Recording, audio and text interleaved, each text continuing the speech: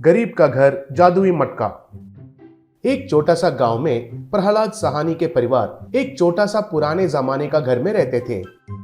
उसके साथ उसकी बीवी सीता और बेटा रवि और एक बूढ़ी मां शारदा मामी रहते थे।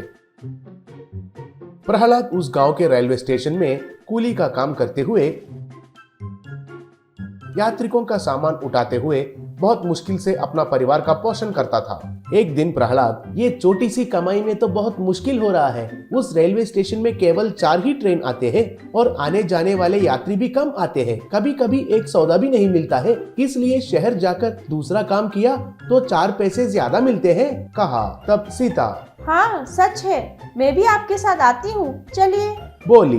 तब प्रहलाद, सब जाएंगे तो ये घर भी क्यों रखना है, इसे बेचकर उन पैसों से उधर ही रह जाएंगे, कहा। तब तुरंत शारदा मामी, अरे ये घर मेरा मायके वालों ने दिया है, इसे छोड़कर मैं कभी भी नहीं आऊंगी। आप शहर में जाकर जियो, लेकिन मैं इधर ही पैदा हुई हूँ और इधर ही मर जाऊंगी, ऐसे सीधा उनके मुंह पर बोली।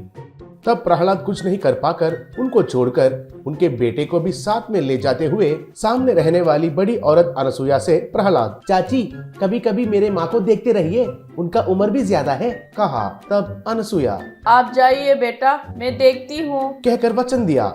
एक दिन अनसुया आकर, शारदा मनी, आपके घर के बगल वाली जगह में एक खाने का होटल बनाने के लिए गड्ढा खोद रहे हैं। उसके मालिक ने मेरे पति से अगर आप घर बेचेंगे तो खरीदूंगा कहा था, बोली। तब शारदा मामी गुस्सा होकर, उसको इतना घमंड, अगर भगवान वरदान दिया तो मैं ही उसका होटल खरीदूंगी, बोलो उनको पैसा है कहकर घमंड है उनको, बोली।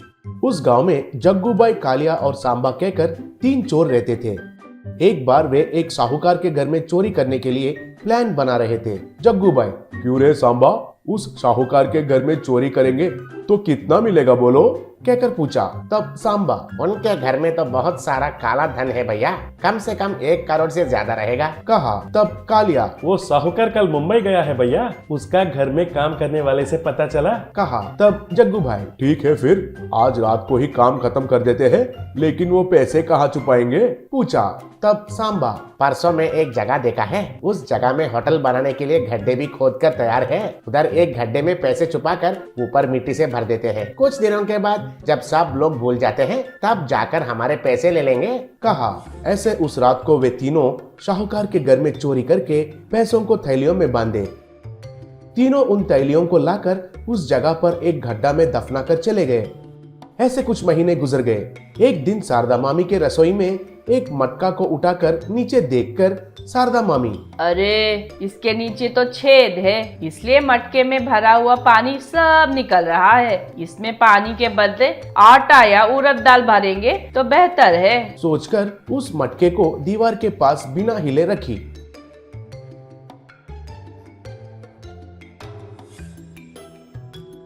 उनके घर के बगल में अब वो होटल का निर्माण खत्म हो गया।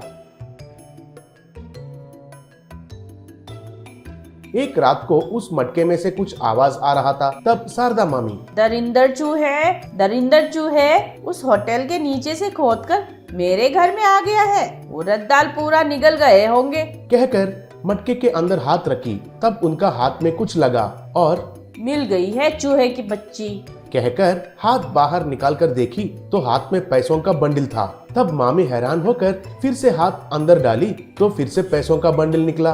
बाद में उस मटके से पैसे ऐसे निकलते ही रहे। तब शारदा मामी सर ऊपर उठाकर, हे भगवान, इतने साल के बाद मुझ पर दया किए हो, तुमने प्रसाद किया हुआ इन पैसों से भूखे लोगों का भूख मिटाती हूँ, मुझे आशीर्वाद दो भगवान, कहकर प्रणाम किया। उस दिन से शारदा मामी के घर पर भिखारी और गरीब लोग आने लगे और शारदा मामी सबको 500 रुपए देने लगी। एक दिन प्रहलाद, सीता और बच्चा वापस आए। तब प्रहलाद, हमें आने के लिए बोली है कहकर अनसुया चाची जी ने फोन करके बताई। तुम सच पे पुण्य स्त्री हो माँ, इस जादुई मटके से बहुत लोगों की मदद कर रही हो। तब शारदा मामी हंसते हुए, इसमें मेरा महानता कुछ भी नहीं है, भगवान ने जो दिया वही सबको बांट रही हूँ। ऐसे एक बूढ़ी औरत के पास जादुई मटका है कहकर और उसमें से पैसे निकालकर गरीब लोगों को बांट रही है कहकर इसके बारे में जानकर जग्गूबाई, कालिया और सांबा उधर आकर ये सब देखे। तब जग्गूबाई, अरे ये क्या रे, हमने गड्ढे में छुपाए पैसे उस बूढ़ी औरत के घर में कैसे पहुंच गए? हमारा पैसों को दाल और चावल की तरह सबको बांट रही है ये बूढ़ी औरत, कहा। तब कालिया, क्या कर सकते हैं भैया, उस साहूकार का ब्लैक मनी ऐसे गरीब को मिलना अच्छी बात तो है ना, कहा। तब सांबा, भैया बहुत भूख लग रहा है, उस होटल में जाकर खाना तो खाते हैं, चलो, कहा। जग्गूबाई जेब में हाथ रखकर, मेरे पास तो पैसे भी नहीं है, चलिए हम भी उस लाइन में खड़े होकर उस बूढ़ी औरत के पास हर एक 500 भीख मांगेंगे और खाना खाकर भूख मिटाते हैं, कहा। ऐसे वे तीनों जाकर लाइन में खड़े होकर शारदा मामी के पास पैसे भीख मांगे।